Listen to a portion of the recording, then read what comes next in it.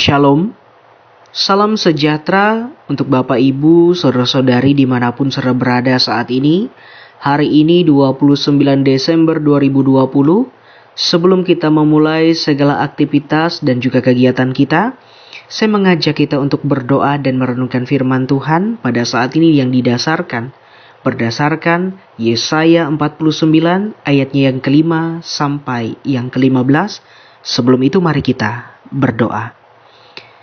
Tuhan kami dalam Yesus Kristus, saat ini kami mau menyediakan waktu kami bagi Tuhan untuk merenungkan firman Tuhan, dan kami akan berdoa kepadamu ya Tuhan untuk senantiasa kiranya boleh memberkati kami dalam setiap kegiatan kami dan juga aktivitas kami sepanjang hari ini. Karena itu ya Tuhan, kiranya kekuatan yang berasal daripada Engkau boleh menyertai kami, dan pengertian yang Engkau berikan melalui firman-Mu boleh kami mengerti. Dalam nama Tuhan Yesus Kristus, kami berdoa dan memohon kepadamu. Amin. Yesaya 49 ayat 5 sampai yang ke-15, ada dua perikop. Yang pertama, hamba Tuhan sebagai terang di tengah-tengah segala bangsa, dan yang kedua, Sion dipulihkan. Demikian firman Tuhan. Maka sekarang firman Tuhan, yang membentuk aku sejak dari kandungan untuk menjadi hambanya, untuk mengembalikan Yakub kepadanya, dan supaya Israel dikumpulkan kepadanya, maka aku dipermuliakan di mata Tuhan, dan Allahku menjadi kekuatanku, firman-Nya. Terlalu sedikit bagimu hanya untuk menjadi hambaku, untuk menegakkan suku-suku Yakub dan untuk mengembalikan orang-orang Israel yang masih terpelihara. Tetapi aku akan membuat engkau menjadi terang bagi bangsa-bangsa, supaya keselamatan yang daripadaku sampai ke ujung bumi. Beginilah firman Tuhan penebus Israel, Allahnya yang maha kudus, kepada Dia yang dihinakan orang, kepada Dia yang dijijikan bangsa-bangsa, kepada hamba penguasa-penguasa. Raja-raja akan melihat perbuatanku, lalu bangkit memberi hormat, dan pembesar-pembesar akan sujud menyembah, oleh karena Tuhan yang setia, oleh karena yang maha kudus, Allah Israel, yang memilih engkau. Beginilah firman Tuhan. Pada waktu aku berkenan, aku akan menjawab engkau, dan pada hari aku menyelamatkan, aku akan menolong engkau. Aku telah membentuk dan memberi engkau menjadi perjanjian bagi umat manusia, untuk membangunkan bumi kembali, dan untuk membagi-bagikan tanah pusaka yang sudah sunyi sepi, untuk mengatakan kepada orang-orang yang terkurung, keluarlah. Kepada orang-orang yang ada di dalam gelap, tampillah. Di sepanjang jalan mereka seperti domba yang tidak pernah kekurangan rumput, dan di segala bukit gundul pun tersedia rumput bagi mereka. Mereka tidak menjadi lapar atau haus. Angin hangat dan terik matahari tidak akan menimpa mereka, sebab penyayang mereka akan memimpin mereka dan akan menuntun mereka ke dekat sumber-sumber air. Aku akan membuat segala gunungku menjadi jalan, dan segala jalan rayaku akan kuratakan. Lihat, ada orang yang datang dari jauh, ada dari utara dan dari barat, dan ada dari tanah Sidim. Bersorak-sorailah hai langit, bersorak-soraklah hai bumi, dan bergembiralah dengan sorak-sorai hai gunung-gunung. Sebab Tuhan menghibur umatnya dan menyayangi orang-orangnya yang tertindas. Sion berkata, Tuhan telah meninggalkan aku dan Tuhanku telah melupakan aku. Dapatkah seorang perempuan melupakan bayinya, sehingga ia tidak menyayangi anak dari kandungannya? Sekalipun dia melupakannya, aku tidak akan melupakan engkau. Amin untuk firman Tuhan. Jemaat yang diberkati dalam Tuhan kita Yesus Kristus, kita bersama sudah membaca ataupun mendengarkan Yesaya pasalnya yang ke-49, ayatnya yang ke-5 sampai yang ke-15. Saudara, ada beberapa penafsir yang mengatakan bahwa Yesaya ini terbagi dari dua bagian utama atau disebut dengan Deutero Yesaya, dan ada juga beberapa ahli yang mengatakan bahwa Kitab Yesaya ini terbagi atas 3 bagian utama atau trito Yesaya. Tetapi terlepas dari itu Bapak Ibu Saudara-saudari, setidaknya ada 3 fase atau 3 bagian yang dibahas di dalam kitab Yesaya ini. Yang pertama adalah pesan yang disampaikan sebelum pembuangan.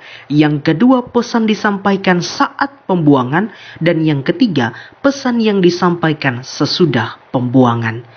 Saudara yang diberkati Tuhan, kalau kita melihat dalam kitab Yesaya ini seringkali dijadikan rujukan dalam suatu nubuatan tentang kelahiran Mesias Sang Juru Selamat bagi manusia dalam Injil-Injil sinoptik.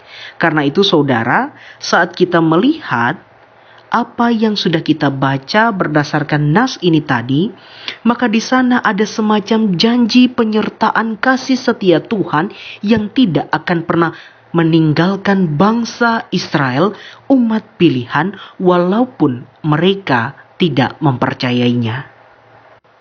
Bangsa Israel saat itu, mereka menyadari akan keberdosaan mereka. Oleh karena itu mereka merasa pesimis apabila Allah tetap setia bagi mereka.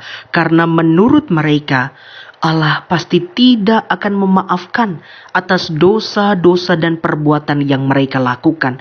Tetapi justru dalam nas yang kita baca ini ada penguatan dan penegasan bahwa walau seperti apapun juga Allah tidak akan meninggalkan umat yang Ia sudah pilih. Saudara, ada satu cerita.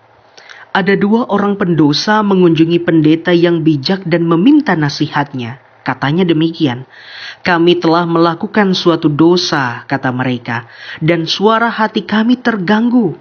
Apa yang harus kami lakukan? Katakanlah kepada kami, apa yang harus kami perbuat?"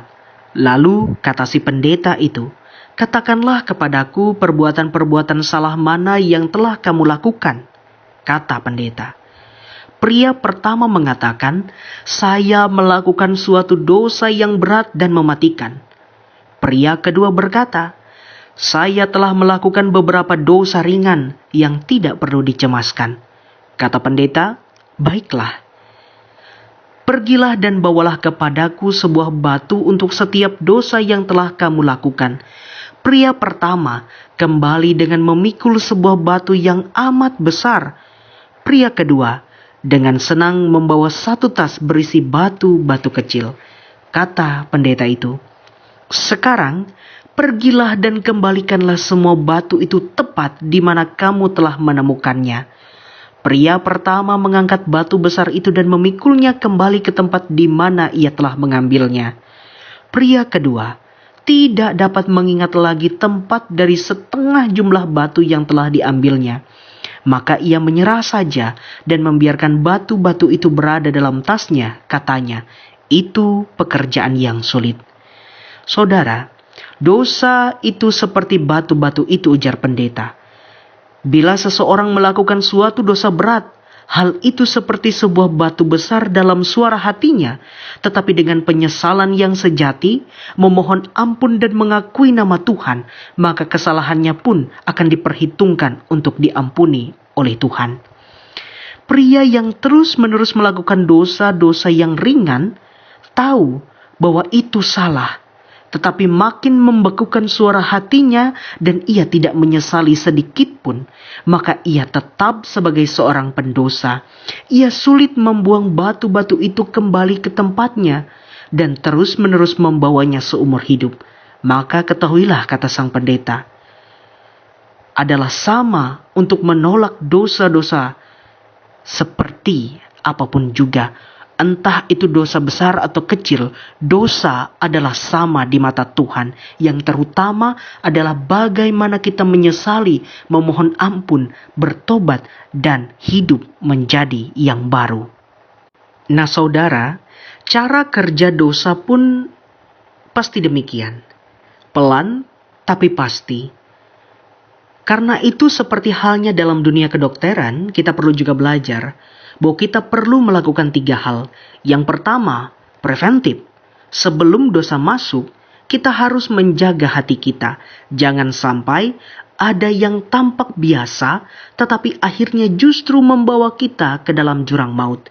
Yang kedua, kuratif. Bila sudah terinfeksi, kita harus segera datang kepada sang penyembuh itu.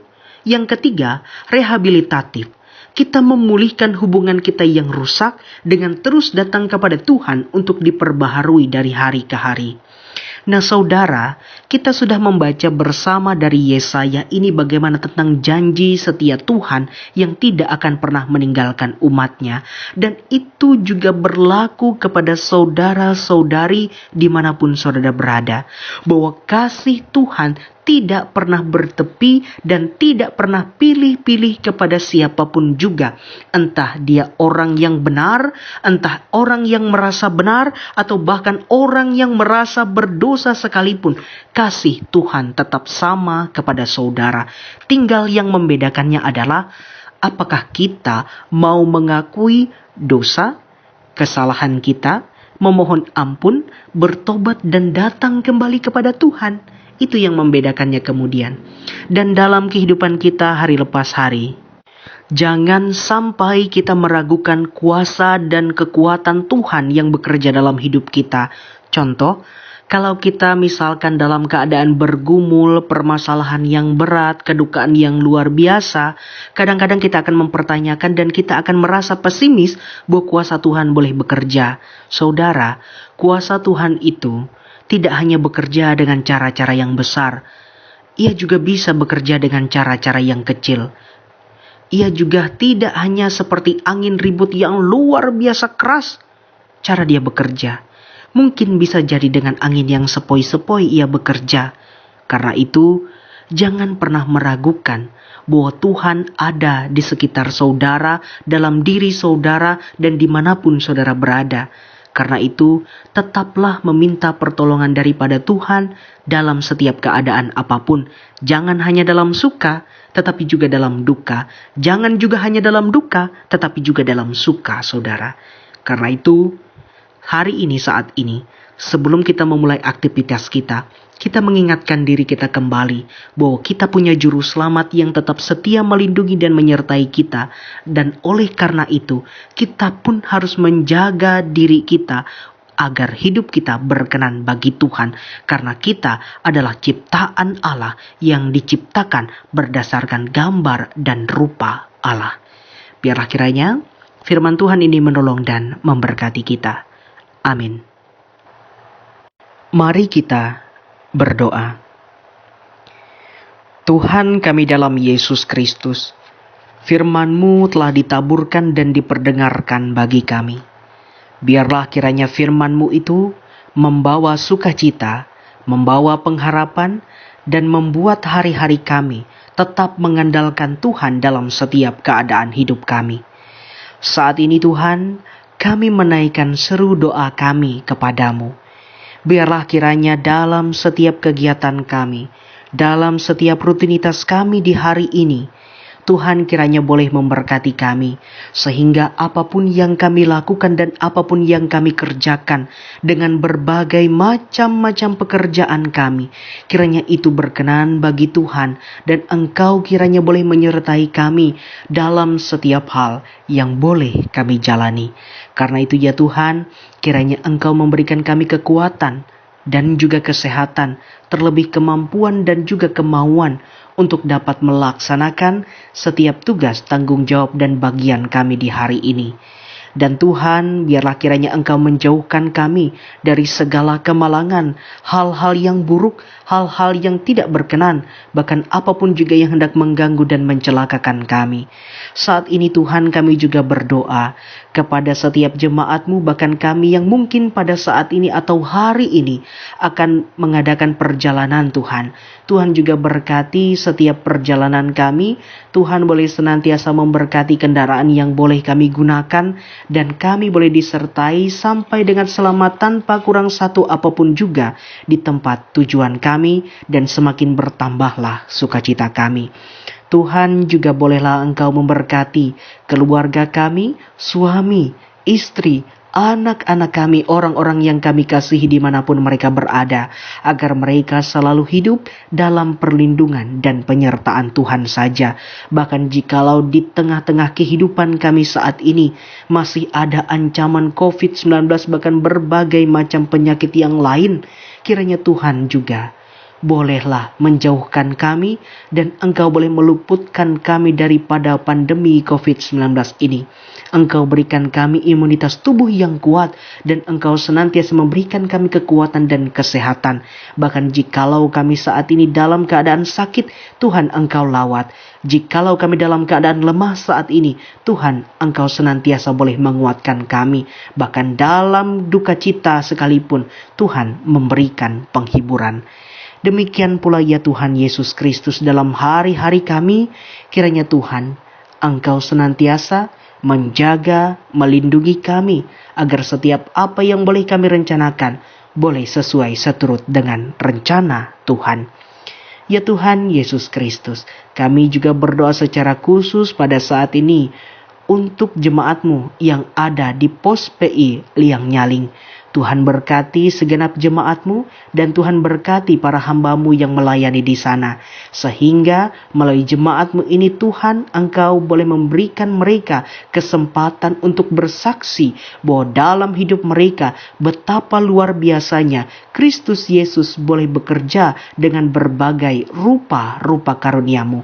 Karena itu ya Tuhan, Engkau kiranya boleh menjadikan mereka alat di tangan Tuhan untuk menjadi pewarta kabar sukacita itu. Dan demikian pula ya Tuhan Yesus Kristus, kembali kami menyerahkan setiap harapan dan doa seru kami di dalam tangan pengasihan Tuhan di sepanjang hari ini. Biarlah semuanya akan menjadi sukacita dan damai sejahtera berdasarkan rancangan Tuhan. Di dalam nama Tuhan Yesus Kristus, kami berdoa dan mengucap syukur. Bapa kami yang di sorga, dikuduskanlah namamu, datanglah kerajaan-Mu, jadilah kehendak-Mu di bumi seperti di sorga. Berikanlah kami pada hari ini makanan kami yang secukupnya, dan ampunilah kami akan kesalahan kami, seperti kami juga mengampuni orang yang bersalah kepada kami. Dan janganlah membawa kami ke dalam pencobaan, tetapi lepaskanlah kami daripada yang jahat, karena Engkaulah yang empunya kerajaan, dan kuasa, dan kemuliaan, sampai selama-lamanya. Amin. Tuhan memberkati engkau dan melindungi engkau. Tuhan menyinari engkau dengan wajah-Nya dan memberi engkau kasih karunia. Tuhan menghadapkan wajah-Nya kepadamu dan memberi engkau damai sejahtera.